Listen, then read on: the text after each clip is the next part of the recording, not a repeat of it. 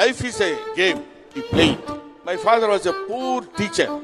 అక్కడి నుంచి చదువుకోవడానికి ఒక్కొక్క స్టెప్ చదువుకోవడానికి నేను చాలా ఇబ్బంది పడేవాడిని, ఫైనాన్షియల్గా, మెంటల్గా, ఫిజికల్గా కూడా.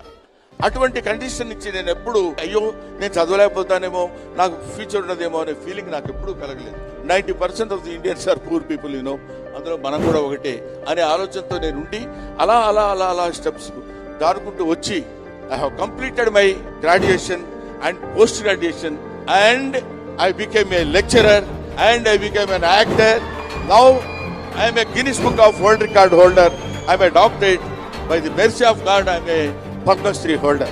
So, నేను మీ అందరికీ చెప్పేది ఏంటంటే, ఏదో కష్టం వచ్చింది కదా అని మనం ఇబ్బంది పడిపోయి బాధపడిపోయి వెనకడుగు వేయొద్దు. Go ahead. వెళ్ళినప్పుడు you will meet the success.